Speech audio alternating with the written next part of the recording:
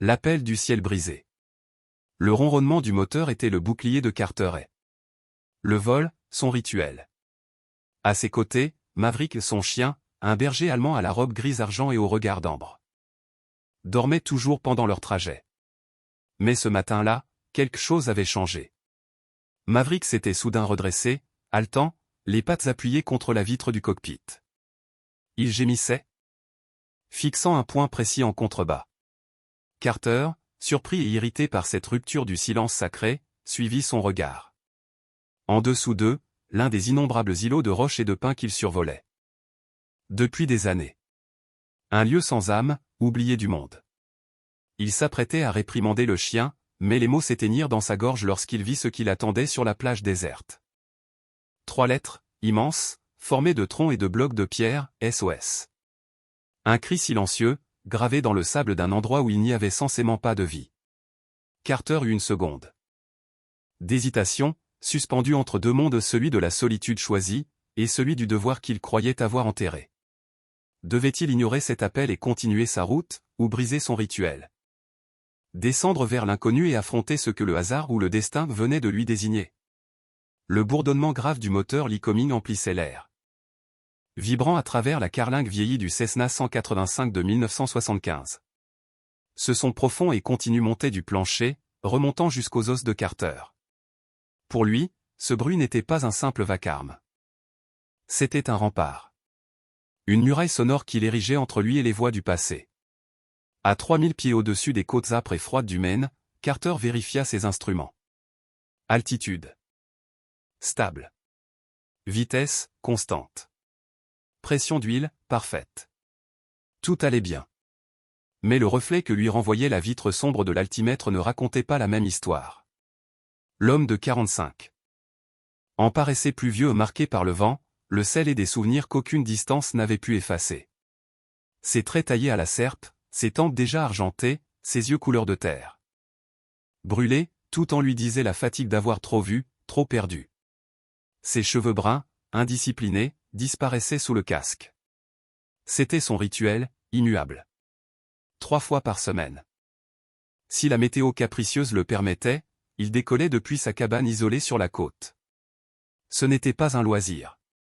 C'était une discipline, une nécessité. Il parcourait toujours le même tracé. Au-dessus de forêts désertes et de l'Atlantique sans fin. Le ciel, vaste et gris, était devenu sa prison, mais une prison dont il avait choisi les barreaux. Le vacarme de l'hélice le protégeait. Tant que le moteur rugissait, les fantômes se taisaient. Mais dans les silences, ils revenaient. Les cris. Les ordres en une langue qu'il comprenait encore trop bien. Et surtout, ce dernier cri.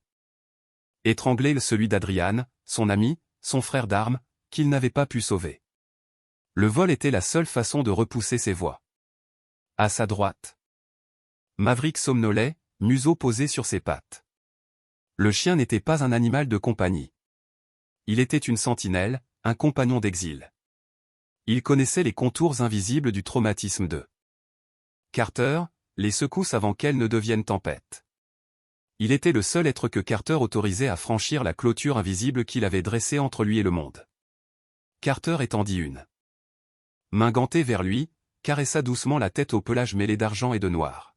« Juste toi et moi, Mav, » murmura-t-il, bien que le moteur ait englouti ses mots. Le monde défilait sous eux. Uniformément gris, l'eau, le ciel, l'horizon. Encore 15 minutes, pensa-t-il. 15 minutes avant de boucler la boucle, d'atterrir, d'attacher l'avion, et de regagner la solitude rassurante de sa cabane. Mais le rituel se brisa. Ce n'était pas un bruit. C'était une vibration subtile dans l'air de la cabine. Maverick releva la tête. Ses oreilles pivotèrent, son corps se tendit. Un gémissement inquiet monta de sa gorge. Carter jeta un coup d'œil au chien. « Qu'est-ce qu'il y a, mon vieux ?» Maverick posa ses pattes avant sur le tableau de bord. Ses griffes cliquetèrent sur le plastique. Il fixait un point précis dans l'océan en contrebas. Carter suivit son regard. Une masse sombre émergeait des flots, Musco l'Islande. Un tas de roches battues par les vents, connues seulement des goélands et des pêcheurs de homards. Rien d'inquiétant, Mav. Juste des pierres, grogna Carter. Mais le chien insista. Son gémissement monta. D'un ton, devenant un cri d'angoisse. Son museau heurta la vitre, son corps frémissant d'une tension qu'il ne comprenait pas encore. Carter sentit la colère monter. Ce n'était pas prévu. Le vol devait être immuable, parfait, sans surprise. Il se pencha quand même, scrutant la plage étroite de l'île. Des falaises abruptes, des troncs blanchis par le sel, une langue de sable battue par les vagues. Et puis, des lignes sombres. Un entrelac qui, d'abord, ne lui dit rien. Il réduisit la puissance du moteur, fit plonger le Cessna. Les lignes prirent forme. SOS. Les lettres. Géants hurlaient leur détresse muette à travers le gris du monde. Carter sentit son cœur se contracter. Pas de pitié, pas d'héroïsme, juste une rage glacée. Quelqu'un, quelque part, venait de souiller sa paix. Ce ciel, cette mer, c'était son sanctuaire, et voilà que la misère du monde y plantait son drapeau. Il voulut tourner le manche. Reprendre de l'altitude, effacer cette vision, se convaincre qu'il n'avait rien vu.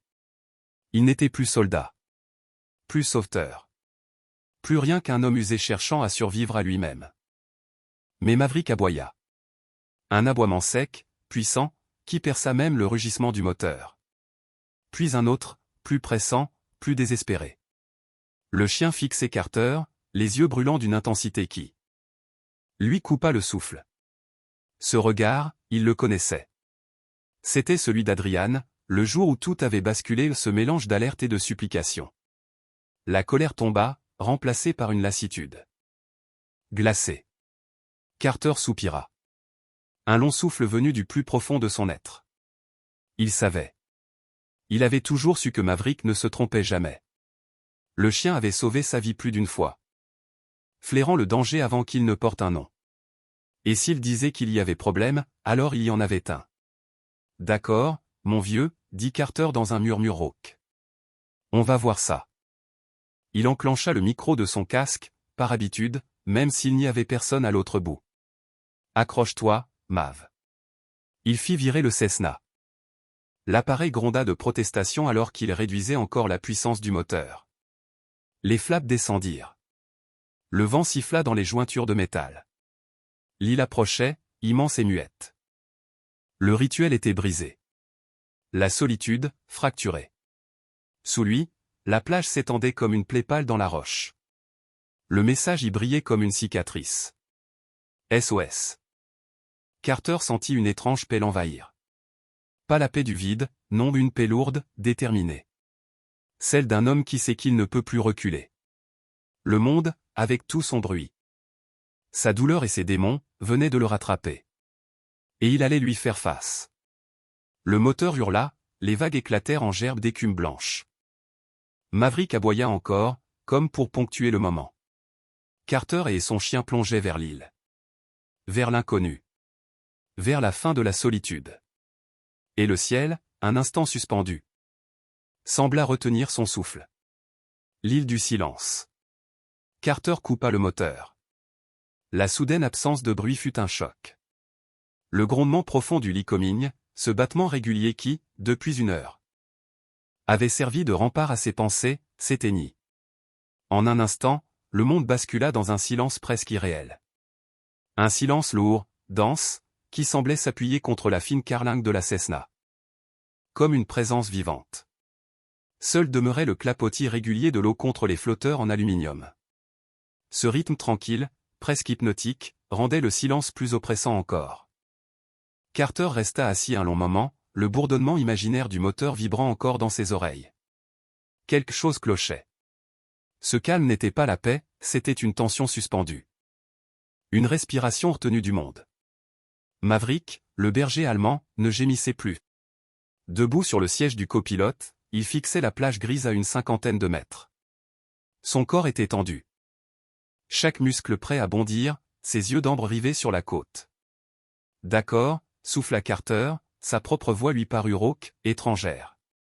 Il détacha sa ceinture et se pencha pour attraper sa vieille veste de cuir brun. Lustrée par les années, marquée de plis profonds, elle sentait l'huile, le sel et la mer froide.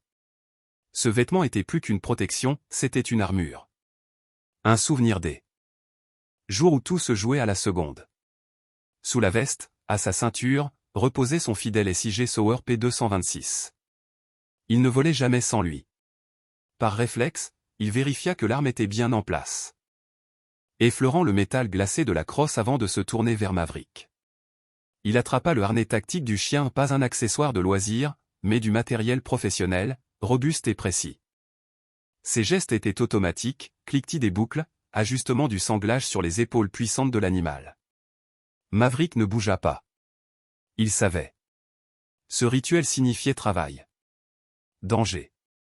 Carter prit un petit sac étanche, l'ouvrit pour en vérifier le contenu, trousse de premiers secours, téléphone satellite, corde, lampe torche. Tout y était. Il passa la sangle sur son épaule. Ouvrit la porte du cockpit. Les gonds protestèrent légèrement. L'air salé s'engouffra, humide et glacé. Son premier pas sur le flotteur résonna creux contre le métal. Il attacha la corde de l'avion à un rocher à moitié immergé, ses doigts nouant le lien avec une efficacité mécanique. Maverick sauta à son tour, atterrissant dans l'eau peu profonde dans un léger remous. Ensemble, ils gagnèrent la plage. Le sable grossier crissait sous leurs pas. Il était couvert de coquillages brisés et de longues touffes d'algues sombres. L'inscription « SOS » se dressait devant eux, gigantesque. Formée de pierres et de troncs échoués. De près, elle semblait encore plus troublante. Il y avait là de la volonté, de la peur, et du temps. Ce message n'était pas une plaisanterie. Carter balaya la plage du regard, méthodiquement, de gauche à droite, puis jusqu'à la lisière des arbres. Rien. Pas un mouvement. Le vent qui avait secoué l'avion à 1000 mètres d'altitude ne parvenait pas ici.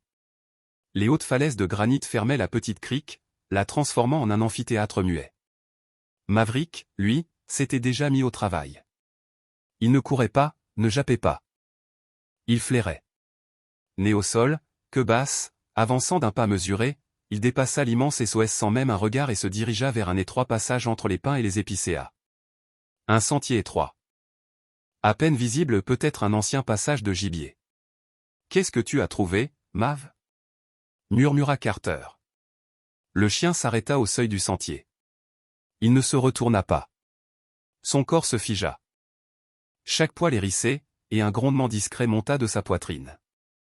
Pas un aboiement. Pas une alerte. Un avertissement silencieux. Carter sentit son instinct se tendre comme un arc.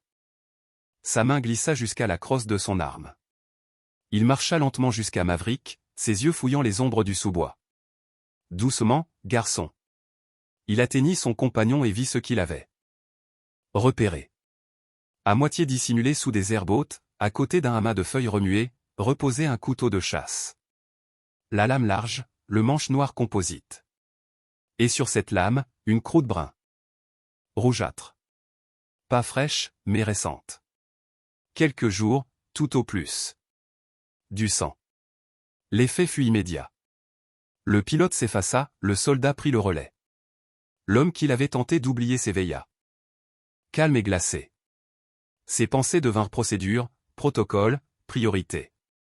Pas de panique. Pas d'émotion. Évaluation de la menace. Terrain. Position. Retraite. Il ne toucha pas le couteau. Il ne s'enfonça pas dans la forêt. D'un geste sec, il ordonna. Arrière.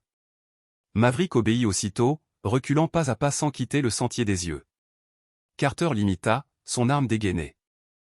Reculant jusqu'à ce que le sable remplace la mousse, jusqu'à ce que l'océan redevienne visible.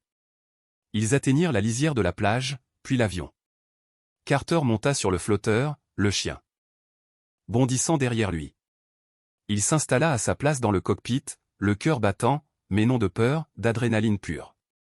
La situation n'était plus une curiosité, mais une mission. Il saisit le micro. De la radio. Mayday, Mayday, Mayday. Ici Cessna November 5185 kg. Côte et de Moose Call Island. J'ai découvert un signal de détresse et des preuves d'un affrontement violent. Demande assistance. Immédiate. Le silence lui répondit. Un souffle statique, épais et vide. Il tenta de nouveau. Mayday, Mayday, fréquence d'urgence, canal 16. Ici Cessna 85 kg, quelqu'un me reçoit? Toujours rien. Son estomac se serra. Il bascula sur la fréquence principale des gardes-côtes de Bar Harbor. Rien. Un mur de bruit blanc.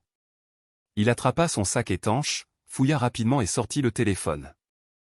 Satellite. Un appareil massif, fiable, son assurance ultime.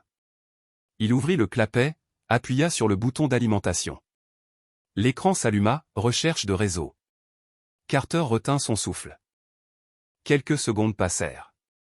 Puis, le verdict, aucun signal. Il resta figé, incrédule. Il bougea, leva le téléphone vers le pare-brise, vers le ciel. Rien. Le même message. Aucun signal. Un murmure lui échappa. Non. Alors la vérité le frappa comme une lame froide. Les falaises. Ces murailles de granit qui protégeaient la crique du vent formaient aussi une cage. Elles coupaient tout. Ondes radio, satellites, espoir. L'endroit tout entier était un piège naturel, un gouffre silencieux au cœur du monde. Il était aussi isolé que celui ou celle qui avait écrit SOS. Il resta un long moment immobile, les mains crispées sur les genoux, le regard perdu vers les bois sombres. Deux options. Décoller, grimper à 2000 mètres, retrouver un signal. Prévenir les secours. Cela prendrait du temps, 30 minutes pour capter une fréquence. 1 heure pour revenir avec de l'aide. Une éternité. 1 heure. Il pensa au sang séché sur la lame. 1 heure, c'était une vie perdue. Une image, lointaine, traversa sa mémoire, Adrian, étendu dans la poussière, les hélicoptères arrivant trop tard, 5 minutes trop tard. Toujours trop tard. Ou alors, rester. Il leva les yeux vers Maverick. Le chien ne regardait plus la forêt. Il le fixait, lui. Attentif. Patient.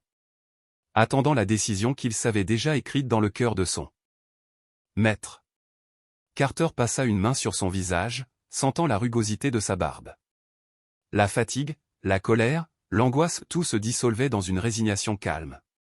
Ce n'était plus un dérangement. C'était un devoir. Un signal de détresse, un silence radio, du sang sur le sable. C'était une mission. Il inspira profondément, laissa son souffle se stabiliser. La peur se mua en lucidité. La lucidité en détermination. Très bien, Mav, dit-il d'une voix basse mais ferme. Il accrocha le téléphone satellite inutile à sa ceinture. On est seul, mon vieux. Il reprit le sac. Descendit de l'avion. Maverick sauta à ses côtés, l'eau éclaboussant leurs bottes. Ensemble, ils regagnèrent la plage. Arrivé sur le sable, Carter leva la main gauche et fit un simple geste vers le sol. En avant. Maverick s'engagea dans la direction du sentier, le museau pointé, les oreilles hautes. Le silence de l'île les enveloppa à nouveau mais cette fois, il ne pesait plus sur Carter. Comme une menace. Il était une promesse. Une vérité à découvrir. Une mission à accomplir. Il savait que, quoi qu'il trouve derrière cette ligne d'arbres, il n'en reviendrait pas tout à fait le même. Et, sans un mot de plus, l'homme et le chien s'enfoncèrent dans la forêt. L'île du silence. Sans un mot, Carter quitta la plage. Maverick, son chien, s'était déjà engagé dans l'ouverture sombre du sentier. Il n'avait pas besoin d'ordre. Le berger allemand avait changé. Ce n'était plus le compagnon fidèle des vols solitaires, mais une créature en mission, un instrument vivant, précis, affûté par des années d'entraînement. Son corps glissait entre les troncs comme une ombre grise et blanche, chaque pas mesuré, chaque mouvement absorbé par la mousse. Son museau sondait l'air. Ses oreilles pivotaient sans cesse, à l'affût du moindre souffle étranger. Carter suivait, son propre corps devenant l'écho discipliné de celui du chien. L'habitude militaire reprenait le dessus. Les réflexes façonnés jadis à Fort Bragg. Ses bottes, bruyantes sur les coquillages du rivage, étaient à présent muettes sur le tapis d'aiguilles de pin. Il avançait à demi accroupi. Les sens ouverts comme des antennes. La forêt avalait la lumière, dense, humide, saturé d'odeurs de sel, de bois pourri et de résine, avec cette pointe métallique que la mer déposait partout. Le silence était total. Aucun oiseau, aucun insecte. Seul persistait le murmure des vagues au loin et la respiration contrôlée de Carter. Il gardait les yeux sur Maverick, observant les micro-signaux de son corps, l'inflexion du cou, la tension d'une patte, la crispation subtile de la queue. Tous deux avancèrent ainsi une 50aine de mètres à l'intérieur des terres. Dans un couloir étroit cerné par des murailles d'épicéas et de sapins. Carter sentit le poids des falaises au-dessus d'eux, cette masse de granit qui bloquait toute onde radio. Ils étaient piégés. Dans un bol de pierre. Soudain, Maverick s'immobilisa. Carter aussi, instantanément. Sa main glissa vers la crosse froide de son SIG Sauer.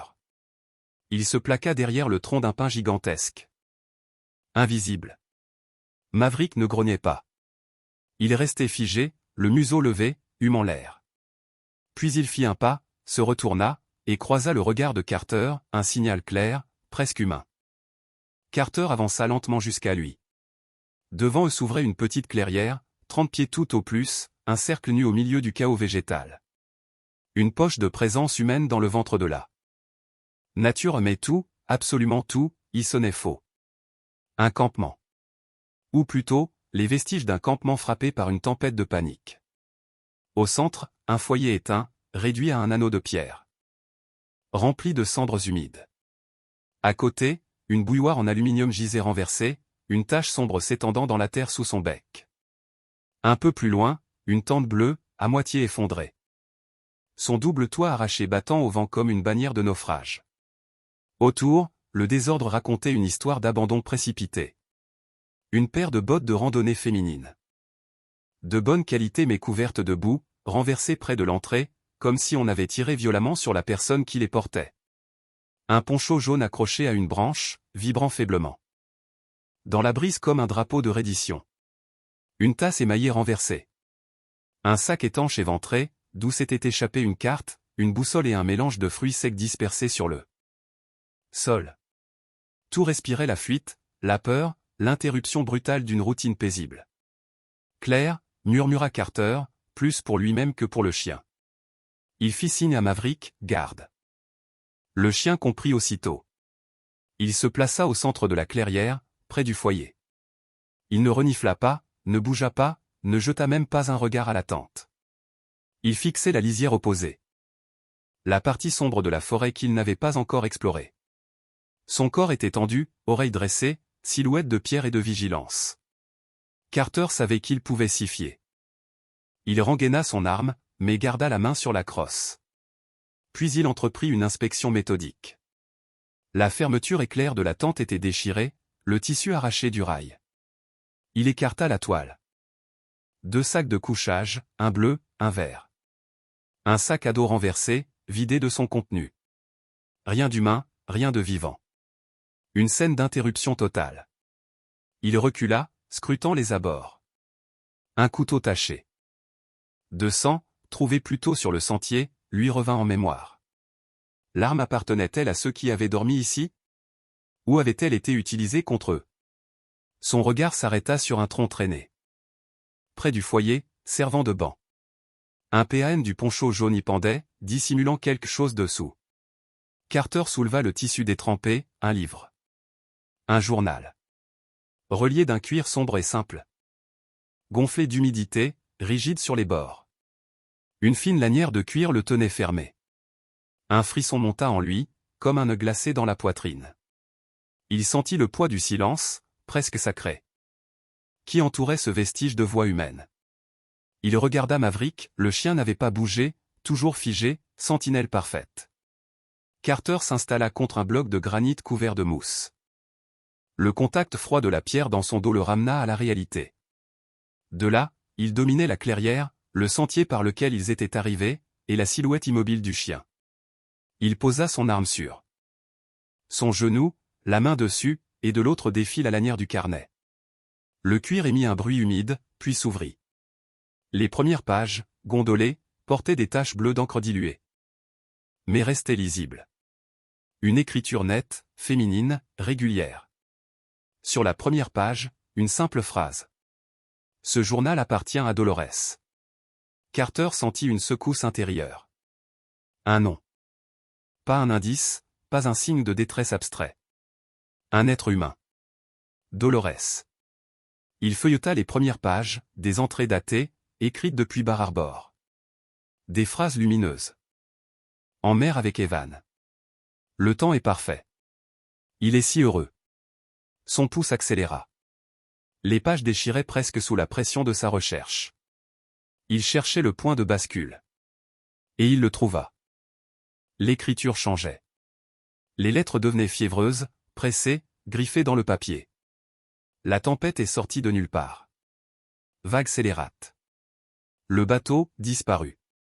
Evan est blessé, la jambe. Nous avons nagé, atteint une plage. Une île. Juste des rochers et des arbres. Mais nous sommes vivants. Le cœur de Carter battait lourdement. Il tourna encore. Une nouvelle page portait un simple titre, jour 3. La fièvre d'Evan m'inquiète. J'ai nettoyé la plaie, mais c'est mauvais. J'ai peur. Mais nous avons fini le signal SOS sur la plage. Avec les gros rochers et le bois flotté. Il est immense. Quelqu'un doit le voir. Quelqu'un doit passer au-dessus. S'il vous plaît, que quelqu'un le voie. Carter referma lentement le carnet, la main crispée sur le cuir détrempé. Dolores. Evan. Ils avaient des noms, une voix, une histoire. Il leva les yeux, tout autour de lui, la trace de leur passage s'étalait dans le silence, la bouilloire renversée, les bottes, le feu mort. Il regarda en direction du sentier par lequel il était venu, se souvenant de l'endroit où il avait trouvé le couteau ensanglanté. Ils avaient vécu. Ils avaient espéré être sauvés. Et ils avaient disparu. Maverick, toujours posté près du foyer, fixait l'ombre compacte des arbres. Il savait, lui aussi. L'instinct du chasseur, celui qui presse la présence avant même qu'elle ne se montre. Carter sentit le froid mordre ses doigts. Le journal reposait ouvert sur ses genoux. Le silence du campement semblait s'épaissir autour de lui, presque tangible, comme une nappe d'eau glacée. Il leva les yeux.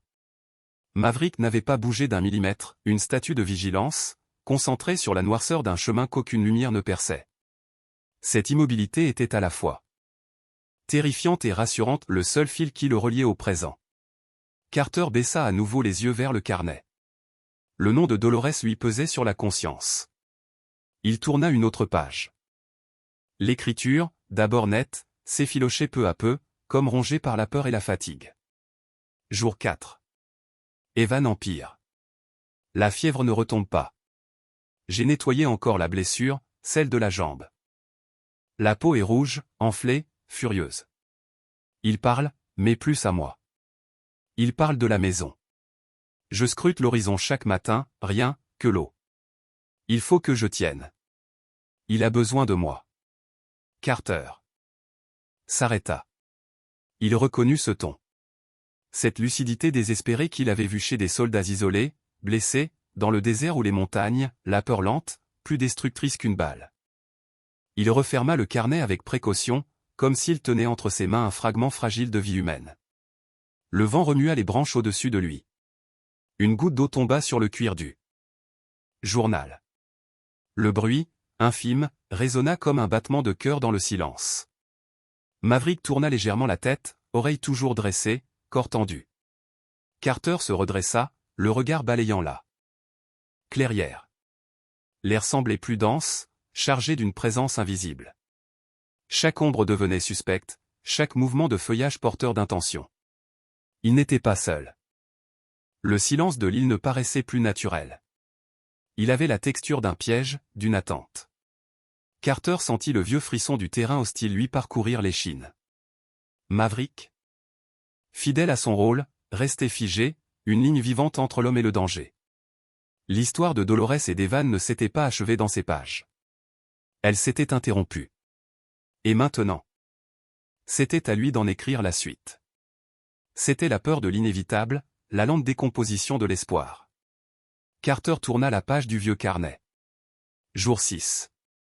Je suis si fatigué. Le froid s'infiltre. Partout.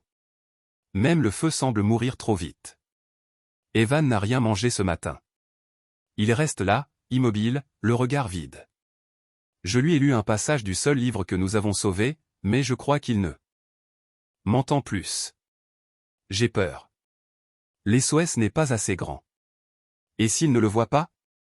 Et si personne ne vient? Les mâchoires de Carter se crispèrent. Il sentit son regard glisser autour de la clairière. Déserte, comme s'il cherchait cette femme, cette présence fragile qui n'existait plus que dans l'encre d'un journal détrempé. Il aperçut les bottes renversées près de la tentée, un instant. Il l'imagina là, assise exactement à cet endroit, ses doigts tremblants de froid et de peur, traçant ses mots comme une prière désespérée. Puis il tourna la dernière page et ce fut un choc physique. L'écriture avait changé. Ce n'était plus de l'écriture, mais une blessure infligée au papier, des lettres tracées à la hâte, appuyées si fort que la plume avait percé la feuille. L'encre, brouillée par la pluie ou les larmes, formait des traînées sombres. Il dut plisser les yeux pour déchiffrer. Jour 7. Ils l'ont vu. Ils ont vu l'SOS. Un bateau, pas les gardes-côtes, juste un bateau échoué au nord. 2 hommes. Ils nous ont regardés. Ils avaient froid, eux aussi. Mais Carter sentit son sang se glacer. Son pouls, jusque-là calme et régulier, bondit soudain comme une alarme. Il poursuivit la lecture, les mots dévalant vers le bas de la page, entassés dans le coin, griffonnés dans la panique. Ils sont repartis. Juste repartis. Ils ont dit qu'ils reviendraient. Mais la façon dont ils ont regardé Evan, la façon dont ils m'ont regardé. Ce ne sont pas des sauveteurs. Ce ne sont pas des sauveteurs. Mon Dieu, ils reviennent. Les 3 derniers mots étaient presque illisibles. Carter les fixa longtemps. Ils reviennent. Et soudain, le monde bascula. L'odeur humide et salée des pins du Maine disparut, remplacée par la poussière brûlante de la province de Kunar, en Afghanistan. C'était en 2011. Ce n'était pas un souvenir, c'était une réminiscence sensorielle, brutale. Le froid sec du désert, la morsure du métal contre sa peau. La respiration courte avant une opération. Et ce goût métallique, celui que tous les soldats connaissent, l'adrénaline, la peur, l'eau croupie avalée entre 2 ordres. Il était sur une crête. En position d'observation. Devant lui, le monde était vert et flou à travers la vision nocturne. Il attendait. Il attendait que l'ennemi bouge. Il attendait que le piège se referme. Puis, le chaos. Le grésillement de la radio, suivi du fracas sec des tirs qui éclataient dans la vallée. Et la voix d'Adrian, jeune, paniquée. Carter, ils sont partout, je suis coincé. Carter revit sa propre main serrant le micro, sa voix criant des ordres, tentant de localiser la position d'Adrian, de coordonner la riposte. Mais il était trop loin. 1000 mètres en surplomb. Impuissant. Adrian? Réponds-moi. Où es-tu? Silence. Puis un murmure étouffé, un souffle à travers la radio brûlante. Carter, ils reviennent. Une dernière rafale. Puis plus rien. Juste la sonnerie aiguë dansée. Oreille et le battement rauque de sa propre respiration dans la nuit glacée. 4 heures plus tard, c'est lui qui avait dû le ramener. Porteur le corps d'Adrian. Et dans ce fardeau, Carter avait laissé une part de lui-même. Le chef d'équipe, le protecteur avait échoué. Ses doigts se refermèrent sur le carnet, les jointures blanchies. Le cuir craqua sous la pression. Un bruit infime. Carter leva brusquement la tête. En un seul mouvement fluide, il dégagea son arme de l'étui. Le geste était automatique, précis. Son cœur battait si fort qu'il lui semblait sentir chaque pulsation contre sa poitrine. Mais Maverick, le chien, n'avait pas bougé. Immobile, dressé dans la clairière, il restait concentré sur le présent, sentinelle parfaite. Aucun fantôme ne le troublait. Carter inspira lentement, reprenant le contrôle. L'odeur du sel et du pain revint. Il n'était plus dans le désert. Il était sur l'île. Mais la sensation ce vide d'impuissance demeurait. Il baissa les yeux vers le carnet, vers ces derniers mots griffonnés dans la terreur. Les bottes de femme, à moitié enfouies près de la tente, semblaient encore attendre leur propriétaire. Dolores. Evan. Ils n'étaient plus des inconnus. Ils étaient Adrian. Ils étaient la mission qu'il avait trahie. La promesse qu'il n'avait pas tenue. Carter s'était enfui jusque sur cette côte vide. Volant seul au-dessus de l'Atlantique, cherchant refuge dans le bruit rassurant du moteur, dans la solitude ritualisée de ses trajets aériens. Il avait cru fuir ce sentiment à l'impuissance de cette nuit de 2011. Mais elle l'avait retrouvé. Ici. Cette fois, pourtant, il n'était pas à 1 kilomètre de distance. Il était sur le terrain. Les victimes de ce journal, les âmes terrifiées par ceux qui revenaient, elles étaient désormais siennes. Il rangea l'arme, referma le carnet avec précaution et le glissa dans le sac étanche à sa ceinture. Ce n'était plus une preuve. C'était une relique. C'était personnel. Il se redressa, les genoux raidis par le froid du roc. La douleur dans ses articulations était un murmure lointain. Rien, comparé à la clarté glaciale qui coulait maintenant dans ses veines. La décision était prise. Il ne serait plus jamais impuissant. Plus jamais un autre cri ne se perdrait dans le vide. Il ne faillirait plus. Carter se remit debout, sentant le poids du journal contre sa hanche et celui du passé dans sa poitrine. Ce n'était plus une mission de secours. C'était une récupération. Et c'était personnel. Il leva les yeux vers Maverick. Le chien, toujours immobile, observait la lisière du bois, prêt, concentré, silencieux. Carter lui fit un bref signe de tête. L'ordre était donné. Il posa une main ferme sur le harnais du berger allemand. L'autre sur la crosse de son SIG Sauer. Le léger clic du holster résonna dans la clairière comme une promesse. Trac, murmura-t-il. Le mot tomba dans l'air, net et précis. Le corps entier du chien se tendit, puis s'anima d'un mouvement fluide. Il ne bondit pas, il glissa, ombre gris-blanc, né au ras du sol, muet sur le tapis d'aiguilles de pin. Carter le suivit, calquant ses pas sur les siens, chaque muscle tendu. Tous ses sens s'étaient rallumés, la vue, l'ouïe, l'odorat même. Le soldat s'était réveillé. Le monde devint un arc de 180 degrés de vigilance. Chaque frémissement de branches, chaque craquement du sol, chaque souffle du vent dans les arbres était une alerte potentielle. La forêt, autrefois silencieuse, paraissait maintenant hostile.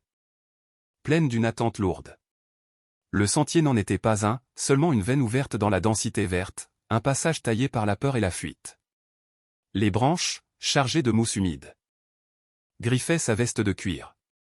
Il les repoussait sans ralentir, son regard rivé sur la queue de Maverick, ce signal vital, abaissé mais stable. Tant qu'elle restait immobile, ils étaient sur la bonne piste. 10 minutes passèrent. Le camp disparut derrière eux. Le murmure de la mer devint un souvenir. Ils s'enfonçaient au cœur de l'île, là où les arbres centenaires étouffaient la lumière et où l'air sentait la terre, la résine et la peur ancienne. Soudain, Maverick s'arrêta. Pas un simple arrêt, une immobilité absolue. Sa patte avant suspendue dans le vide, son museau pointé vers un recoin sombre, à gauche du chemin. Carter s'immobilisa à son tour. Son cœur se fit lourd, froid, mesuré. Il leva l'arme, l'index posé à l'extérieur de la détente. Rien. Rien que les fougères. Haute et dense, et un grand épicéa dont les branches retombaient comme un rideau. Maverick poussa un gémissement, bas et vibrant, le genre de son qu'un animal ne fait que lorsqu'il perçoit quelque chose que l'homme ne peut ni voir ni comprendre. Il avança d'un pas hésitant vers l'arbre. Carter sentit son souffle se suspendre. La clairière entière semblait retenir le sien avec lui. Et dans ce silence absolu, quelque part entre la peur et le devoir, Carter sut qu'il venait de franchir une frontière, celle qui sépare la survie de la vérité. Le chien leva brusquement la tête et regarda Carter, les yeux ambrés grands ouverts, figés entre l'instinct et la peur. « Qu'est-ce qu'il y a, mon grand ?» murmura Carter en s'avançant prudemment pour couvrir l'animal. Puis il le vit. Ce n'était pas un élément naturel du paysage. Au pied d'un grand épicéa, s'élevait un amas de branches mortes et d'aiguilles de pin soigneusement disposées sur un monticule de feuilles sèches. Quelque chose clochait, les branches étaient trop fraîches, leur cassure encore pâle, presque luisante, les feuilles, quant à elles, venaient d'ailleurs à ramasser à la hâte. Sèche alors que le sol de cette cuvette était détrempé. Ce n'était pas un hasard. C'était une cache. Ou peut-être une tombe. Un frisson glacé remonta l'échine de Carter. Il avait déjà vu cela. Autrefois. Trop souvent. Maverick gémit de nouveau, plus fort cette fois, puis se mit à gratter frénétiquement le sol, ses pattes projetant terre et aiguille dans son sillage. Il n'y avait aucun jeu. Dans son attitude, c'était l'urgence pure, l'instinct du pisteur. « Halte, Maverick !» ordonna Carter d'une voix tendue. Le chien obéit, haletant, tremblant d'impatience, ses yeux fixés sur le tas de branches. « J'y vais. » Gardant son arme en main droite, Carter s'agenouilla et, de la gauche, écarta les rameaux de pin. Ils se détachèrent facilement, libérant un parfum vif de résine, un parfum incapable de masquer l'autre odeur, plus lourde, plus sinistre, celle du sang séché mêlé à la terre humide. Il jeta les branches de côté. Sous elles, une couche de feuilles sèches. En balayant ces feuilles de son avant-bras, il sentit son cuir accrocher les brindilles. Puis ses doigts gantés heurtèrent quelque chose de textile. Son souffle se bloqua dans sa gorge. D'un geste rapide, il rangea son arme dans son étui et se mit à creuser à pleine main. Ses doigts plongèrent dans la terre froide et humide, puis tirèrent ce qui n'était pas un corps. C'était un vêtement. Il exhala un souffle brusque, presque un soupir de soulagement, une veste, lourde, en laine sombre, du genre que portent les marins ou les pêcheurs. Elle était imbibée d'eau et debout, mais son tissu trahissait encore la qualité de son origine. Et sur cette laine, figée dans la saleté, s'étendait une large tache sombre, rigide, presque noire. Carter la posa au sol. L'étala de ses mains. La tache couvrait tout l'épaule gauche, s'étalait jusqu'à la poitrine. Même sous la lumière grise et faible filtrant entre les arbres, il reconnut sans peine la couleur oxydée. Du sang séché. Beaucoup de sang. Trop. C'était la veste d'Evan. La blessure dont Dolores avait parlé. Le sang sur le couteau venait d'ici.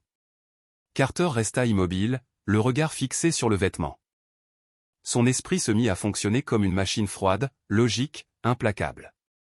Les faits se mirent en ordre dans sa tête. Premier fait, le campement qu'il avait découvert plus tôt portait les marques d'une panique absolue. Des bottes renversées, une tente déchirée, des affaires éparpillées et une scène d'attaque violente, soudaine, chaotique. Deuxième fait, cette veste, principale preuve d'un affrontement sanglant, ne se trouvait pas là-bas. Elle avait été déplacée, dissimulée à plusieurs centaines de mètres, soigneusement enfouie sous des branches fraîchement coupées. Ces deux faits s'excluaient mutuellement. La panique et la dissimulation sont des contraires. Un agresseur pris de rage ou de peur n'aurait pas pris le temps d'organiser une cache. Un animal aurait traîné le corps, pas rangé la preuve. On ne cache pas quelque chose dans la panique. On cache quand on veut contrôler ce que les autres verront. Quand on veut écrire le récit à sa place. Alors non, ce n'était pas un acte de folie soudaine. C'était une action méthodique, préméditée. Les hommes venus du bateau, ceux qui avaient terrorisé Dolores, n'étaient pas de simples brutes. Ils étaient intelligents, organisés, et probablement encore sur l'île, en train d'effacer toute trace de leur passage. Carter se redressa, tenant la veste couverte de boue et de sang. Maverick s'était arrêté de creuser, il observait son maître, attentif au moindre ordre. Le jeu venait de changer. Ce n'était plus une mission de sauvetage. C'était une infiltration. Un territoire hostile. Un ennemi invisible, calculateur, patient. Et cet ennemi n'était pas loin. Le jour déclinait déjà. Ce n'était pas le doux crépuscule doré des soirs tranquilles. Mais une chute de lumière brutale, un gris livide qui vidait le monde de sa couleur. Le soleil s'était enfui derrière les falaises de l'ouest, plongeant la forêt dans un crépuscule prématuré. L'air se fit plus lourd, plus froid. Carter, agenouillé dans l'ombre, serra la veste d'Evan contre lui. Le sang séché en exhalait une odeur métallique, entêtante, qui se mêlait à celle de la mousse. Et de la pluie. Autour de lui, les troncs sombres semblaient se rapprocher, refermant leur cercle. Ce n'était pas un lieu où rester la nuit venue. Il savait chasser dans l'obscurité, suivre des traces invisibles. mais entrer dans une embuscade préparée, ça, c'était du suicide. On rentre, dit-il d'une voix basse, rauque. Il plia soigneusement la veste, la glissa sous sa propre parka, contre sa poitrine. Le tissu humide et froid y pesa comme une preuve, lourde de sens. Au pied, ordonna-t-il. Maverick, fidèle à l'ordre, se plaça aussitôt à sa gauche, frôlant son genou de son épaule tendue. Ils reprirent le sentier du retour. Le trajet, pourtant court, sembla interminable. Carter avançait dans un silence absolu, chaque pas calculé, chaque souffle mesuré. La forêt n'était plus un lieu d'enquête, mais un champ de bataille. Chaque ombre entre les troncs devenait un guet-apens possible. Chaque bruissement dans les branches sonnait comme une respiration humaine. Sa main ne quitta jamais la crosse de son arme. Maverick ressentait la même tension. Son corps était une ligne de ressort comprimée, sa tête basse, ses oreilles pivotant sans cesse. Humant l'air, déchiffrant le moindre signal. Il n'était plus un chien, il était un prédateur de 40 kg d'instinct pur. Il leur fallut près de 20 minutes pour regagner la clairière. La nuit, désormais, était totale, un bleu profond sans étoiles, avalant toute forme. Le campement se dessinait à peine, une tache plus sombre encore, la toile déchirée de la tente battant faiblement dans le vent. Carter se mit aussitôt en mode défense. Il ne pouvait pas regagner l'avion, trop exposé sur l'eau, trop vulnérable à un tir venu de la berge. La clairière, avec son unique sentier d'accès, n'était guère mieux, mais c'était tout ce qu'ils avaient. Surveille, dit-il doucement. Maverick fila sans bruit vers le chemin d'où il venait, disparaissant dans l'obscurité comme un fantôme. Carter fit le tour du périmètre, lentement, méthodiquement. Il finit par choisir le même rocher moussu où il s'était assis plus tôt. C'était une bonne position, dos couvert, vue dégagée sur la clairière et sur les deux sentiers qui y menaient. Il s'assit, laissant le froid du granit traverser sa veste. Ce froid ne le gênait pas. Ni l'attente, ni le silence. Ces choses-là. Il les connaissait trop bien. Il ferma les yeux un instant, écoutant. Le silence de l'île s'était reformé, lourd, presque vivant. Puis vinrent les bruits minuscules de la nuit, le froissement d'une aile, le craquement d'une branche, le chuintement de la brise à travers les aiguilles. Carter les classait mentalement, naturels, inconnus. C'est à ce moment-là que Maverick réapparut. Il ne jappa pas. Il apparut, simplement, sortant du noir, silencieux et spectral. Il posa son museau glacé dans la main de Carter. Puis il grogna. Ce n'était pas le grondement d'alerte habituel. C'était un son grave, profond, vibrant dans sa poitrine, un avertissement. Un défi. Et il ne regardait pas le sentier qu'ils avaient emprunté. Ses yeux fixaient à un amas de rochers et de fougères. De l'autre côté de la clairière. Carter arma son arme d'un geste sec et la leva, visant la zone d'ombre. « Qui est là » lança-t-il d'une voix dure, calculée pour dominer. Silence. Puis, un bruit. Humain. Un gémissement étouffé, douloureux. « Reste, Maverick » ordonna Carter. Le chien frémissait, muscles tendus, prêt à bondir, mais il obéit. « Qui est là » répéta Carter, plus fort. « Montrez-vous. » « Les mains d'abord. » Une voix lui répondit, faible, fêlée par la peur. « Pitié, ne tirez pas. Je suis blessé. » Quelque chose bougea. Une forme humaine se traîna hors de la masse de pierre, rampant dans la terre humide. L'homme utilisait ses bras pour avancer, sa jambe gauche traînant mollement derrière lui. Il apparut dans la lueur diffuse du feu mourant, haletant. Ses mains tremblaient, levées en signe de reddition. « Aidez-moi, souffla-t-il, je vous en prie. » Carter distingua son visage, la quarantaine, la peau livide et brillante de sueur, les yeux agrandis par la peur. Il portait des vêtements coûteux, déchirés, une veste de navigation haut de gamme, maculée de boue et de sel. Quand il aperçut Carter, cette silhouette sombre, l'arme tendue, il blêmit davantage. « Non, non, pitié, balbutia-t-il. Ce n'est pas vous ? Vous n'êtes pas avec eux ? Ils sont revenus ? » Carter ne répondit pas. Son arme restait levée, stable. À sa gauche, Maverick s'était redressé, babine retroussée, un grondement continu vibrant dans sa gorge. Le vent fit frissonner les branches, dispersant l'odeur âcre de sang et de sel.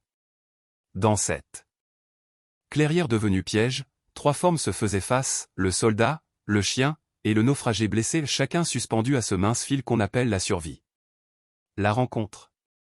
Doucement, Mav, dit Carter d'une voix ferme. Le chien obéit, se figea, mais ses muscles restèrent tendus, son poil hérissé comme une crête d'orage.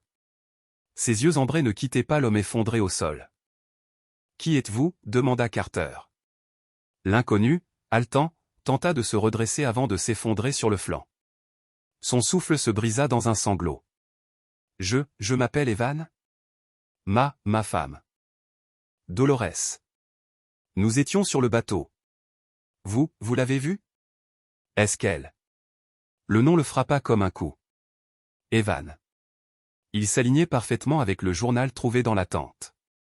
L'esprit de Carter s'emballa, cherchant à recoller les morceaux d'un puzzle encore embué de mensonges et de peur. Mais tout en l'écoutant, il savait déjà. Cet homme jouait un rôle. « Que s'est-il passé » demanda-t-il. La voix glaciale, impassible. « Les hommes » balbutia Evan en agrippant sa jambe. « L'autre bateau, des contrebandiers, je crois. Ils nous ont trouvés hier. C'étaient des bêtes. » Sa voix se brisa. « Ils ont pris Dolores. Elle a voulu se défendre, et je crois qu'ils l'ont tuée. » Il éclata en sanglots secs, un bruit âpre et creux qui résonna dans l'air humide. Le visage de Carter resta de pierre. Il n'en croyait pas un mot. Mais la performance était habile. « Et vous » insista-t-il. « J'ai essayé de les arrêter. » Bredouilla l'homme. L'un d'eux avait un couteau, il m'a frappé à la jambe. J'ai fui, je me suis caché, dans les rochers. Je vous ai entendu, j'ai cru que c'était eux, qu'ils revenaient pour me finir. Pitié, vous devez m'aider. Le regard de Carter resta froid, calculateur. Soldat avant tout, il savait qu'un homme pouvait être 3 choses, un atout, une menace, ou une victime. Il devait déterminer laquelle se cachait sous ce masque de douleur. Pourtant, malgré sa certitude du mensonge, un souvenir mordit sa conscience, celui d'Adrian, celui qu'il n'avait pas sauvé à temps. Cette fois, il ne répéterait pas la même erreur. Maverick, garde, ordonna-t-il. Le chien ne broncha pas, sa posture prête à bondir. Carter rangea son arme et s'approcha. L'homme tressaillit. Reculant à peine, mais Carter l'ignora. Il posa son sac étanche à terre et le défit. « J'ai une trousse de secours » dit-il simplement. « Merci, murmura Evan, ou Vincent ?» Sa voix tremblait. Ses yeux roulaient comme ceux d'un animal pris au piège. Carter sortit les ciseaux de trauma. « Je dois voir la plaie. Elle me fait si mal » gémit-il. « Je coupe le tissu. » La voix de Carter resta monotone, glacée. Les ciseaux tranchèrent le pantalon de voile, un tissu coûteux, imbibé de sang séché. Le bruit du tissu déchiré sembla hurler dans le silence. Sous la couche souillée. La blessure apparut, profonde, nette, une entaille féroce sur le flanc extérieur de la cuisse. Un coup de couteau, pas une balle. Mais ce n'était pas la blessure qui alarma Carter, c'était le reste. Le saignement était lent. Trop lent. Le bord de la plaie portait la marque nette d'un bandage qui avait été serré longtemps, puis retiré. Le sang coagulé dessinait une frontière précise. La plaie avait été nettoyée partiellement. Pas une plaie récente. Pas celle d'un homme qui aurait couru dans la panique. Carter en avait vu des centaines. Son instinct médical, forgé sur des champs de bataille, hurlait, cet homme mentait. Une telle blessure, non traitée depuis 24 heures, aurait provoqué un choc hypovolémique fatal. Mais il était lucide. Trop lucide. Trop organisé. La scène entière suintait la mise en scène. J'ai essayé d'arrêter le saignement, balbutia Vincent comme s'il devinait ses pensées. J'ai utilisé ma chemise. Carter planta son regard dans le sien, dur et glacé. Ne bougez pas. Ça va piquer. Il dévissa le flacon d'antiseptique. Il ne se contenta pas d'un tampon d'où il versa le liquide directement dans la plaie ouverte. Le hurlement qui suivit fut brutal, primal. Le corps de Vincent se cambra, se tordant dans une douleur authentique. Le cri résonna entre les falaises avant de se perdre dans les arbres. Avalé par la forêt. Carter sut alors deux choses. 1. La blessure était bien réelle, et atrocement douloureuse. 2. Tout le reste était mensonge. À quelques mètres, Maverick n'avait pas bougé. Son museau frémissait, ses babines retroussaient, mais aucun son ne sortait. Il fixait Vincent sans ciller, un avertissement silencieux. Carter, lui, resta concentré. Ses mains travaillaient vite. Méthodiquement, sans émotion. Il nettoya, bourra la plaie de gaz stérile, serra un bandage de pression. Le sang cessa. Vincent haletait, le visage livide et luisant de sueur. C'est fini? Balbutia-t-il. Oui. Carter rangea calmement ses instruments. Le mensonge et la douleur coexistaient désormais, dangereusement enlacés. Le laisser là n'était pas une option. Pas par compassion. Mais par stratégie. Un blessé de cette gravité attirerait du bruit, des prédateurs, des problèmes. Il devait le garder sous surveillance. Tu peux marcher, demanda-t-il. Vincent tenta de se redresser, appuyant sur ses bras tremblants. Son visage devint aussi pâle que la neige. Il s'effondra dans un gémissement. Non, je peux pas. Alors on bouge quand même. Le campement est trop exposé ici. Carter réfléchissait déjà à ses angles de tir, aux distances. Il avait besoin d'un espace dégagé, visible, contrôlable. On utilisera la tente pour se protéger du vent, ajouta-t-il. Il fera plus chaud. C'était un mensonge, mais un mensonge fonctionnel. Vincent hocha la tête, claquant des dents. Carter s'en moquait. Les 10 minutes suivantes furent un calvaire. Carter ne fut ni doux ni patient. Il hissa Vincent d'un geste sec, passa son bras autour de ses épaules et le traîna à moitié sur une jambe. Chaque pas arrachait un sifflement de douleur. Maverick suivait. Silencieux, son ombre blanche glissant entre les troncs. La tension vibrait dans l'air comme une corde trop tendue. Ils atteignirent enfin la clairière ravagée, celle du camp initial. Carter déposa Vincent près du foyer éteint, le dos appuyé contre la même bûche que Dolores avait utilisée. « Reste là », ordonna-t-il. Sans attendre de réponse, il rejoignit le rocher qui lui servait de poste d'observation. Il lui fallait du feu. Pas pour se réchauffer mais pour voir. La nuit était totale, étouffante, saturée de silence. Il sortit son couteau, gratta la lame contre une pierre de magnésium, et fit pleuvoir des étincelles sur le petit nid de brindilles. Une flamme jaillit, pâle, hésitante, puis grandit. La lumière orange repoussa l'obscurité d'un cercle fragile. Les ombres du camp se mirent à danser, la tente déchirée, les sacs épars, les traces du drame, tout semblait mis en scène pour une tragédie. Carter s'assit, adossé au rocher, jambes croisées. Son arme sur la cuisse. Il savait attendre. Il avait passé la moitié de sa vie ainsi, dans le froid, le silence et la vigilance.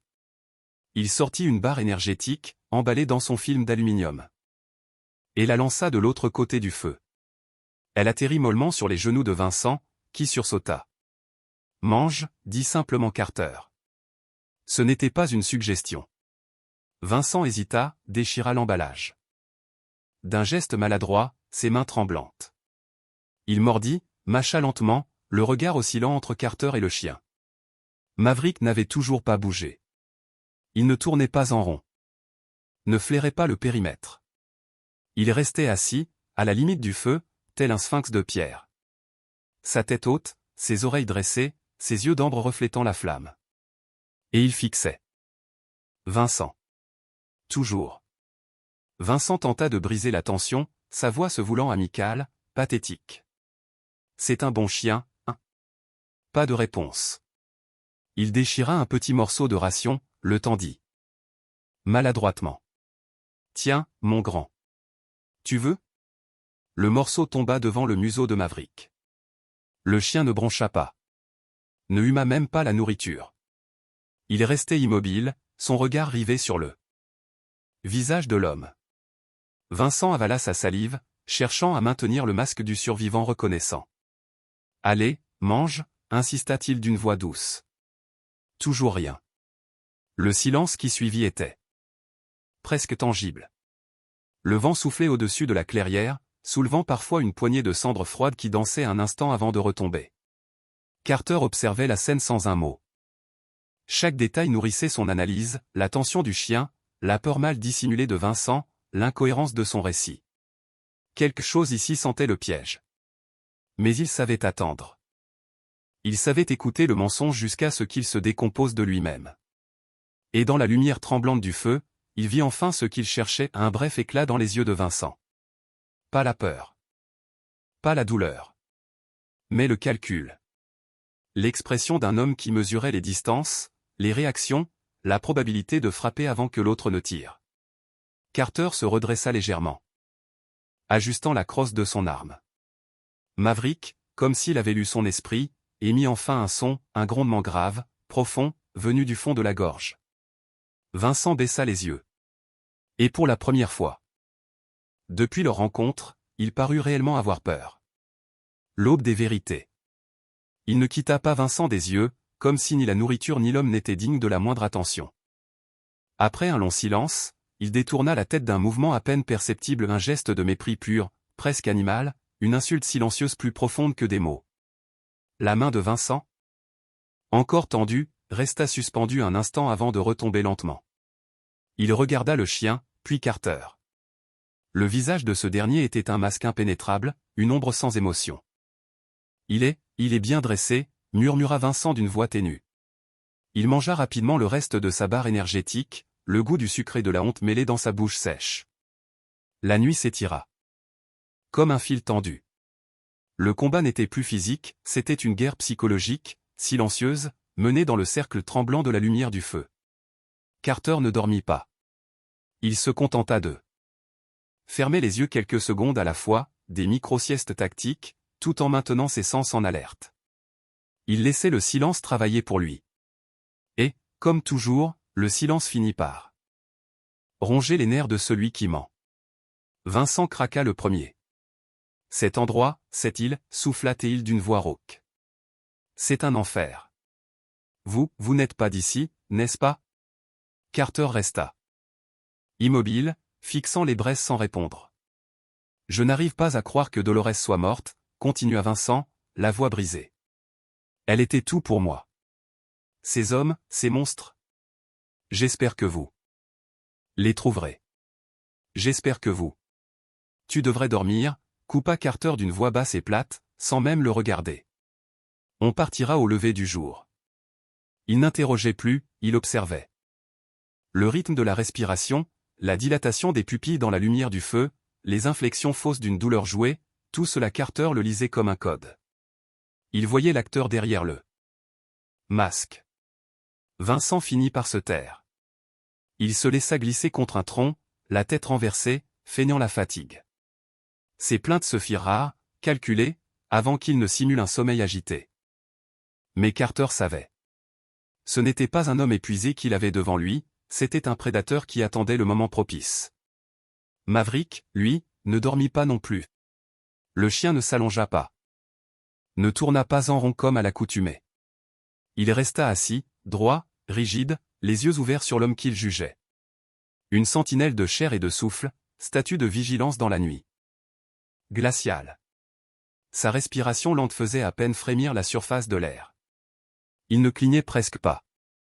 Il montait la garde non pas sur le camp, mais sur la vérité. L'aube approchait. Le ciel, d'un noir d'encre, prenait des nuances violettes, comme une échymose géante. Les braises mouraient lentement, ne laissant qu'un tas de cendres blanches. Vincent remua, grogna, puis ouvrit les yeux. Feignant la surprise. Il regarda les restes du feu, puis Carter immobile, toujours assis à la même place et enfin le chien, qui continuait de le fixer. Bon chien, murmura-t-il d'une voix pâteuse, tentant un sourire. Tu as veillé toute la nuit, hein? Brave bête. Il tendit lentement la main, paume ouverte, dans un geste qui se voulait apaisant. Son bras franchit le cercle de cendres. Morte. Maverick ne grogna pas. Il ne montra pas les crocs. Il se leva simplement, d'un mouvement fluide, silencieux, précis. 3 pas. Pas un bruit sur la terre dure. Il passa devant le feu éteint. Devant la main tremblante de Vincent, et s'assit. Entre Vincent et Carter. Droit, massif, impassible. Son corps formait un rempart vivant. Il ne regardait pas Carter, il n'en avait pas besoin. Le message était limpide, tranchant comme une détonation. Tu ne le toucheras pas. Tu ne l'approcheras pas. Je suis entre toi et lui. Vincent resta figé, la main suspendue. Le mépris du chien était absolu, physique, presque sacré. Lentement, il retira son bras et serra le poing. Carter observait tout. Dans la lumière grise du matin, il vit pour la première fois le vrai visage de l'homme. Le masque du veuf éploré avait glissé, révélant l'éclair brutal d'une colère froide. Carter n'eut plus de doute, Vincent mentait. Et Maverick venait de le confirmer. Le jour se leva dans une lumière impitoyable, sans chaleur, révélant la cruauté nue du décor, le feu mort, la tente déchirée, les traces d'une peur ancienne, et, au centre, 2 silhouettes figées dans une méfiance absolue. Carter se leva. Ses articulations craquèrent, raides d'une nuit passée sur la pierre. Il était grand, sombre, sculpté dans la fatigue et la résolution. Vincent entr'ouvrit les yeux. Reprenant son rôle. Son masque était revenu, mais il tenait mal. Ses yeux, derrière la façade de lassitude, étaient vifs, calculateurs. « Quelle heure est-il » demanda-t-il d'une voix rauque. « Et, elle » Carter l'ignora. Il ramassa son sac étanche et parla sans détour. « Je vais à l'avion. »« Ah, à l'avion » répéta Vincent, peinant à se redresser. « Est-ce qu'on part » L'air du matin est différent, répondit Carter calmement. Parfois, les ondes passent mieux à l'aube. Je vais essayer la radio. Le mensonge était simple, crédible, parfait. Vincent n'avait pas le choix que d'y croire. Oui, bien sûr, dit-il, avec un enthousiasme trop poli. Essayez, je vous en prie. Il faut quitter cet enfer. Carter sortit une bouteille d'eau et une ration, qu'il posa au sol, hors de portée de Vincent. Tiens. Bois. Mange. Et ne bouge pas d'ici. Pas de feu. Pas de bruit. Rien. Ce n'était pas un conseil, c'était un ordre. Je ne peux pas, répondit Vincent. Jouant la victime. Ma jambe. Je resterai là. Promis. Carter remit sa veste de cuir, son geste lent et précis. Maverick, au pied. Le mot fut comme un déclic. Le chien se secoua violemment, faisant voler la poussière et la tension de la nuit. Puis il rejoignit Carter, collé à sa jambe, le regard fixé droit devant.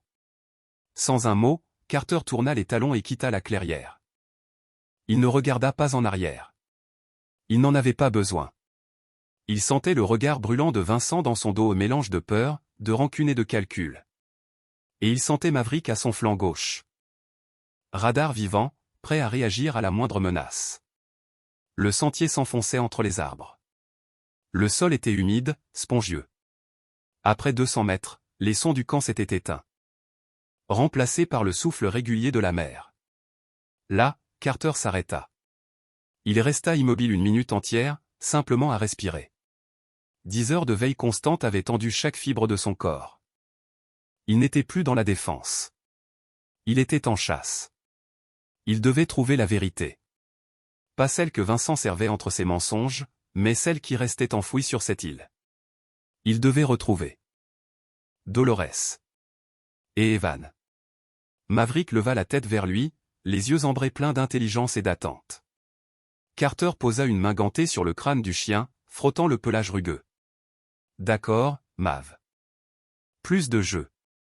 Il quitta le sentier, s'enfonçant dans la forêt. Les branches de sapin, lourdes d'humidité, lui fouettaient le visage. L'air était plus froid, plus lourd. Cherche, ordonna-t-il.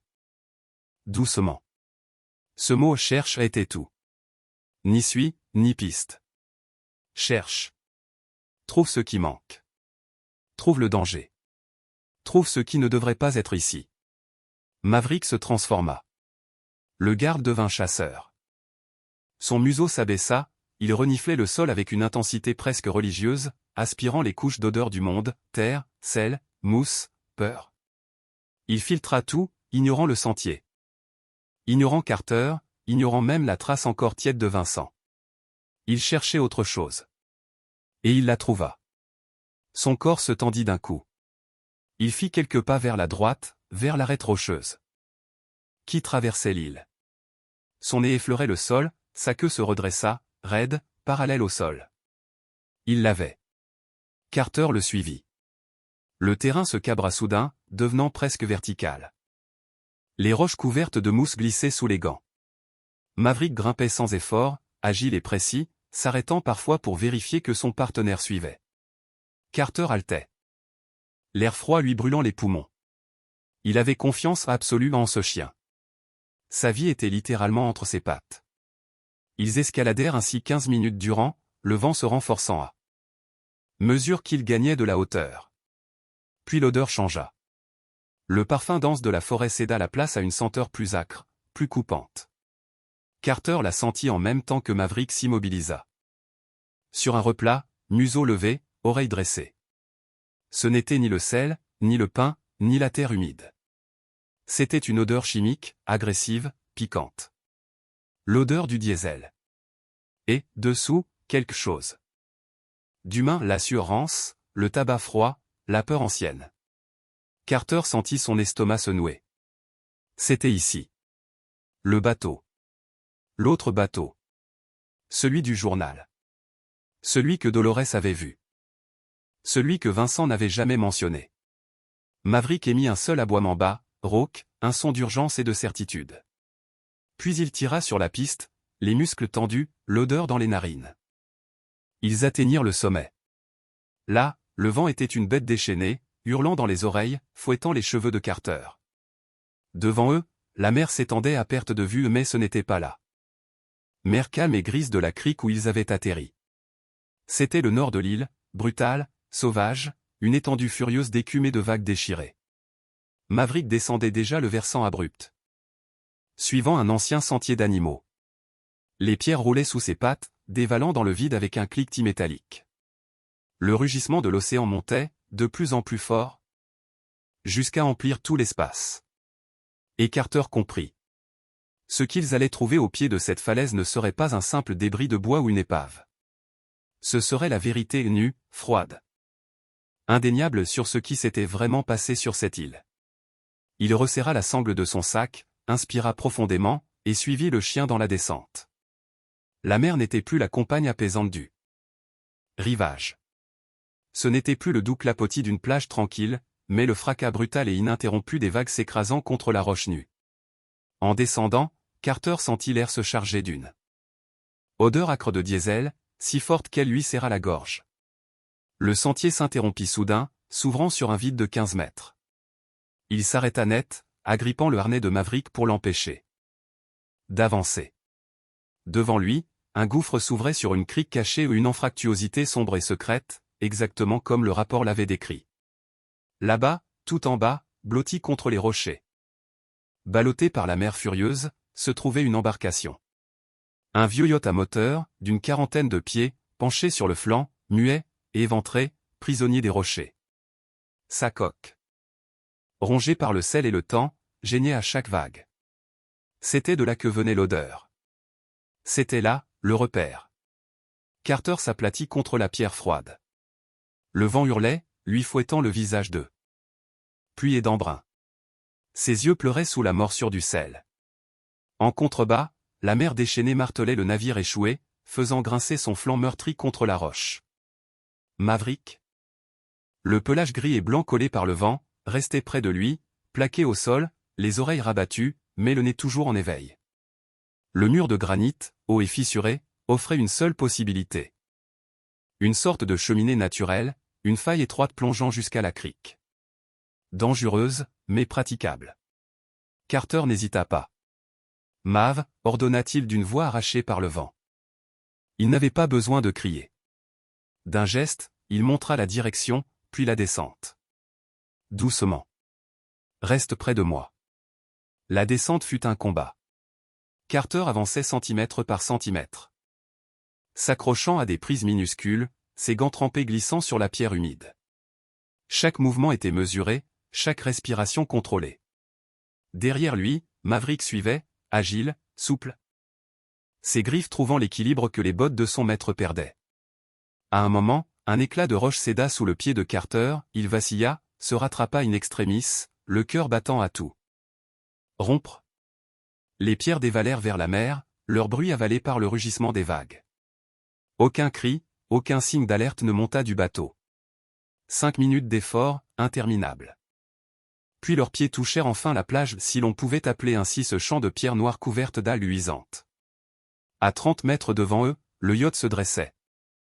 Sinistre silhouette des années 1980, blanc et bleu écaillé, le moteur mort, la coque posée de travers sur les rochers.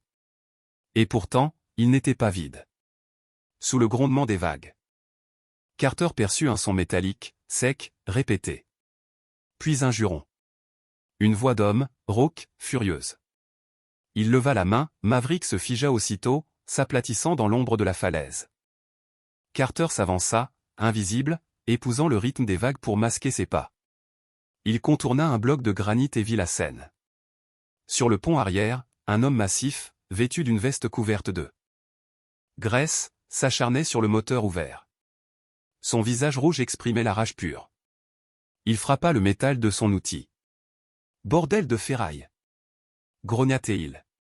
Sawyer. C'était lui. Carter reconnut le nom. Du rapport. Il observait, calculant la distance, les angles, le vent. Et soudain, un autre bruit. Sourd, régulier, thump, thump, thump. Ce n'était ni les vagues, ni le moteur. C'était venu de l'intérieur du bateau. Quelqu'un frappait une cloison. Quelqu'un, là-dedans, était vivant. Tout changea. Ce n'était plus une mission d'enquête, c'était un sauvetage. Carter fit signe à Maverick de rester. Le chien se tapit, muscles tendus, regard fixe. Carter s'approcha du navire, son arme dégainée mais tenue basse. Une vague secoua la coque, Sawyer pesta, concentré sur son moteur. Le dos tourné. En silence, Carter monta à bord. 3 pas. 3 pieds le séparaient de sa cible. Il ne tira pas. Un coup de feu alerterait tout le monde. Non, il devait le neutraliser sans bruit. Dans un mouvement fluide, il rengaina son arme et attrapa Sawyer par derrière, son bras gauche verrouillant la gorge de l'homme, sa main droite tirant la tête en arrière. La pression fut instantanée. Méthodique. Sawyer eut un râle étouffé, lâcha sa clé à molette qui tomba dans un fracas à peine audible sous le tonnerre marin. Ses bras se débattirent, puis faiblirent. 10 secondes. 12. Silence. Carter maintint encore 3 secondes avant de relâcher la prise. Sawyer s'effondra, inconscient. Rapide, précis, Carter trouva une corde dans un coffre et il y a solidement l'homme, point et cheville. Le grondement des vagues couvrait à peine les bruits venus de l'intérieur, les coups étaient plus frénétiques, accompagnés maintenant de cris étouffés.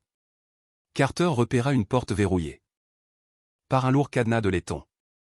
Il fouilla dans la caisse à outils ouverte, saisit un petit pied de biche, força la serrure. Le bois éclata, l'odeur qui s'en échappa le frappa comme une gifle. Diesel, sel, moisissure, et lapeur humaine. Maverick, avec moi. Le chien bondit à ses côtés, descendit les marches sombres, précédant la lumière de la lampe tactique que Carter alluma. Un cri s'éleva aussitôt. S'il vous plaît. Aidez-nous. La cabine principale était un chaos de meubles renversés. Maverick filait déjà vers une cloison avant, grattant frénétiquement une porte. Carter donna un coup de botte. Le bois céda. Ils étaient là. Dans la petite couchette triangulaire, un homme et une femme, ligotés, bâillonnés, blottis l'un contre l'autre, aveuglés par la lumière. La femme, Dolores. Ses yeux élargis, les mêmes que ceux qu'il avait imaginés en lisant son journal. L'homme, Evan. Le vrai Evan.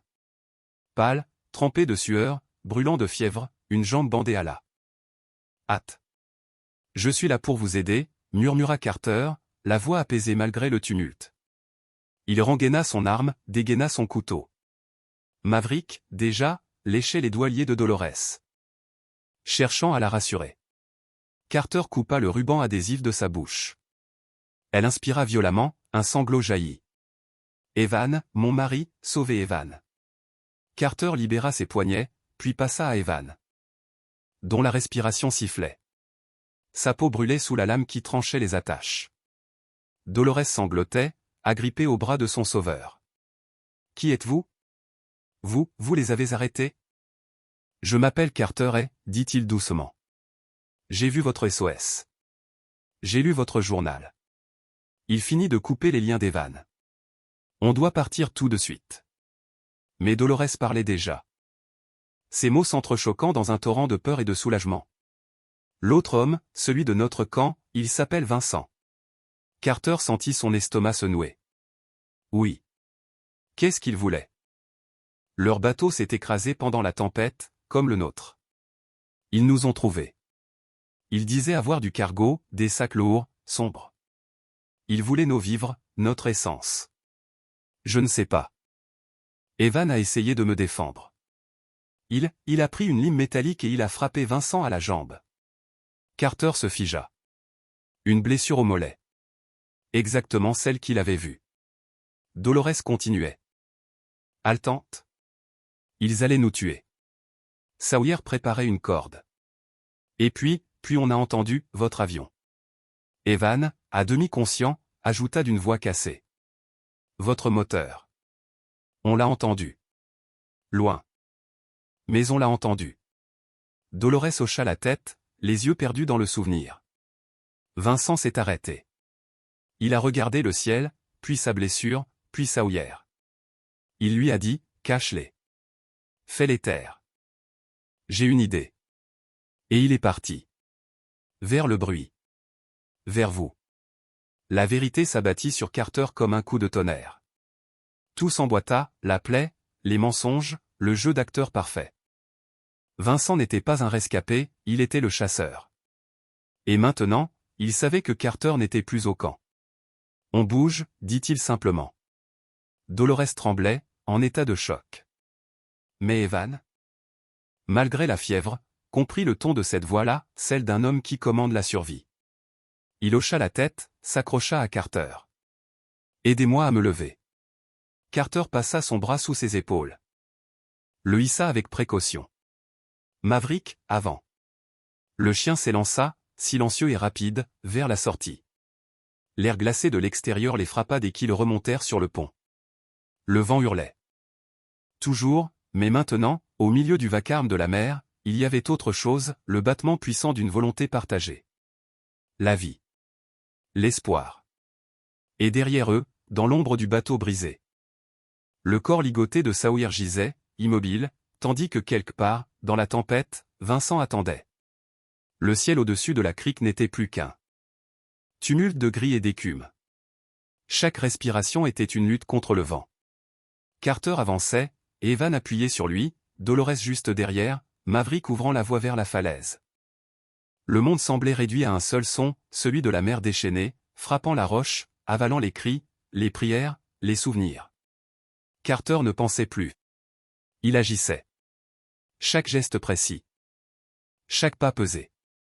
Il savait qu'ils avaient peu de temps avant que Vincent ne comprenne tout. Et alors, la chasse recommencerait mais cette fois, les rôles seraient inversés.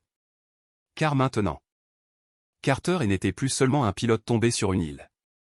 Il était redevenu ce qu'il avait toujours été, un soldat, un protecteur, et un homme qui ne laisse personne derrière. L'île du dernier sauvetage. Le corps inconscient et ligoté de Sawyer gisait exactement là où Carter l'avait laissé. Dolores, en le voyant, poussa un cri étouffé et détourna les yeux. Mais Carter ne ralentit pas, il agrippa fermement Evan par le bras et l'entraîna vers la falaise. On grimpe, dit-il simplement. Les 30 minutes qui suivirent furent un supplice de physique brute, de gravité défiée et de muscles en feu. Le goulet rocheux de 50 pieds qu'il avait escaladé seul, déjà périlleux, devint un enfer lorsqu'il fallut hisser un homme blessé et brûlant de fièvre. Carter était une machine. Sans un mot, il poussait Evan vers le haut, le calait sur un replat, puis montait au-dessus de lui pour le tirer par le harnais, les doigts crispés sur les sangles. Trempé de sueur. Devant eux, Dolores, galvanisée par une terreur qui avait consumé tout reste de choc, se hâtait de grimper. Ses doigts saignaient, son souffle se brisait dans le vent. Maverick atteignit le sommet le premier. Le chien se mit aussitôt en position défensive, bas sur ses pattes, les oreilles rabattues par le vent, scrutant la trace qu'il laissait derrière eux. Quand enfin Carter tira Evan au-delà du rebord, tous s'effondrèrent sur le granit battu par les rafales, haletant, le corps secoué par l'effort.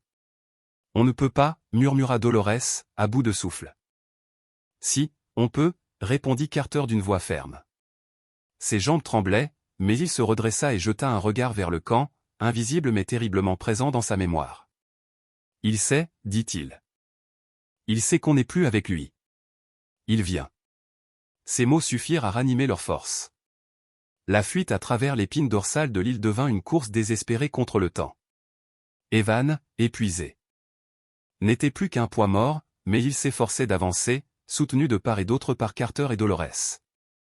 Maverick allait et venait devant eux, traçant un périmètre invisible, flairant le vent, sondant les ombres du bois. Enfin, à travers une trouée dans les arbres, ils aperçurent l'eau calme et grise de la baie sud. Et, flottant sur cette mer d'acier, un miracle, le Cessna rouge et blanc. Intact, tel un oiseau endormi. Ils dévalèrent le dernier sentier en titubant, brisant la lisière de la forêt pour déboucher sur la petite plage silencieuse. « Mettez-le dans l'avion !» lança Carter. Ce fut une manœuvre maladroite, presque absurde. Ils avancèrent dans l'eau glacée jusqu'aux cuisses, soutenant Evan entre eux.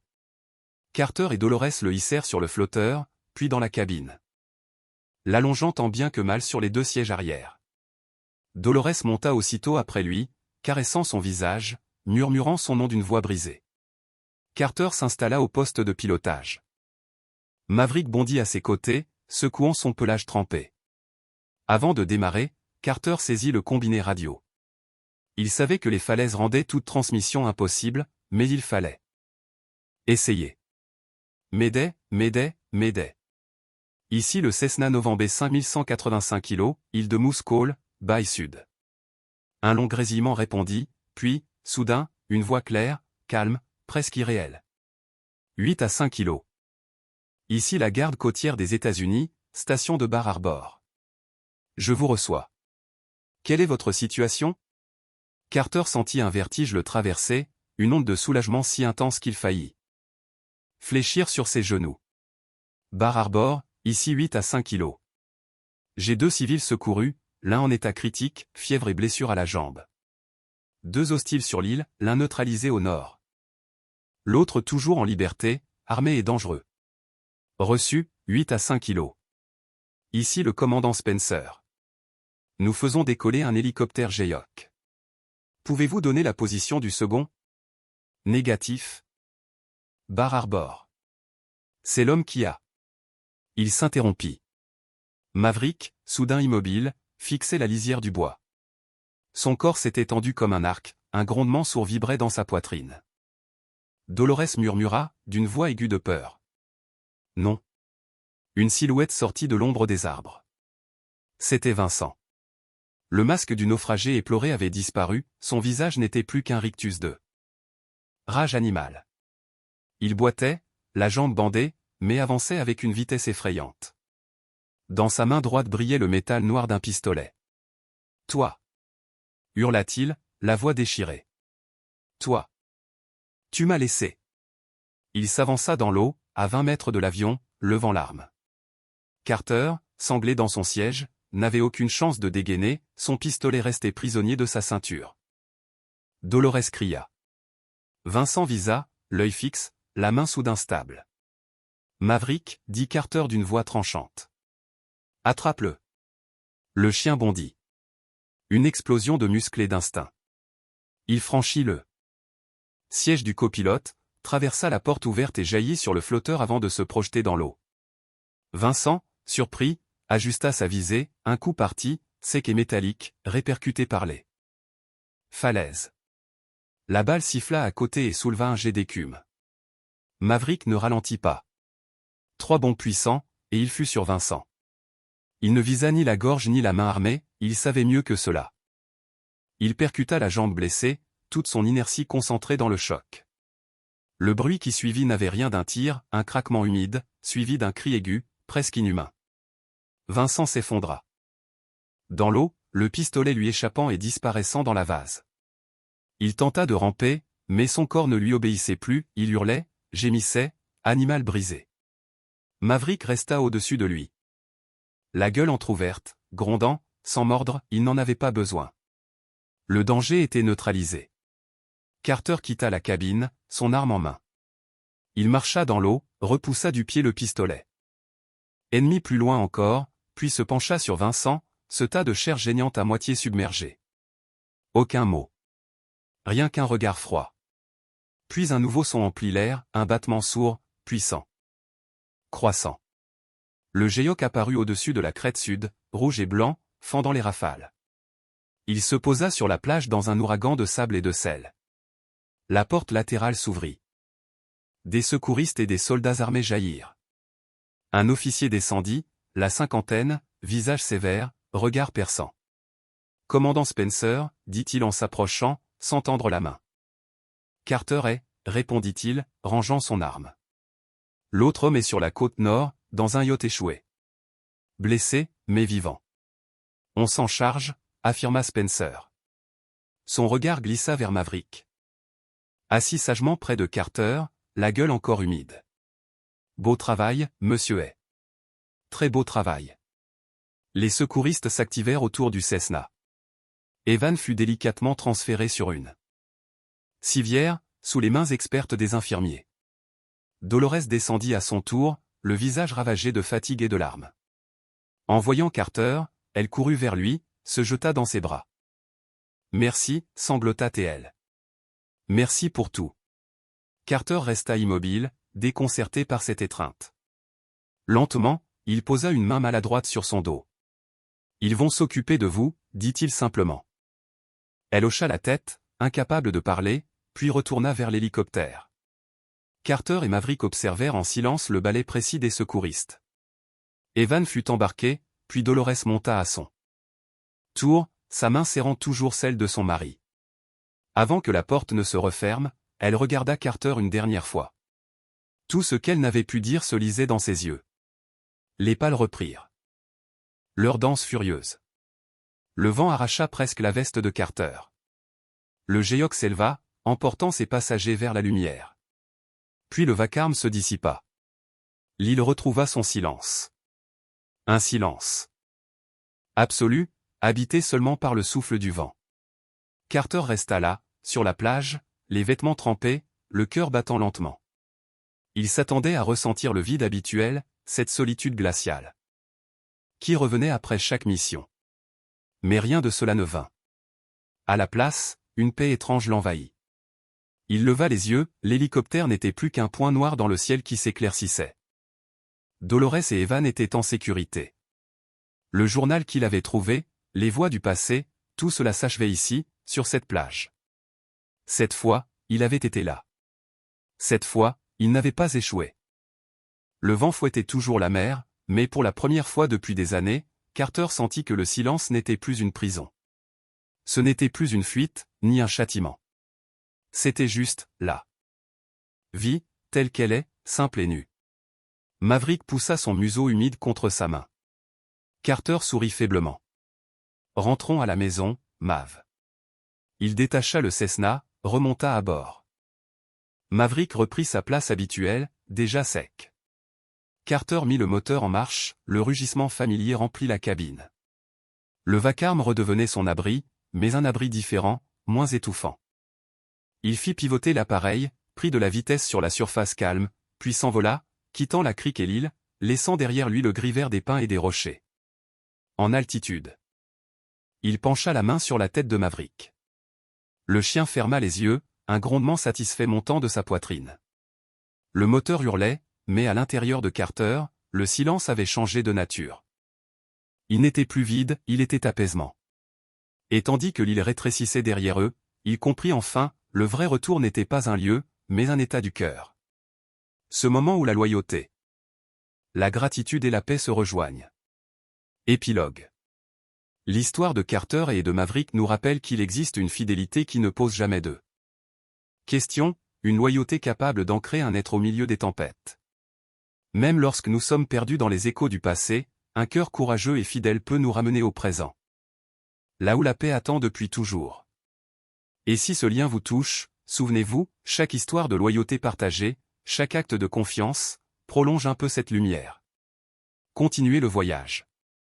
Les récits ne s'arrêtent jamais, ils changent seulement de ciel.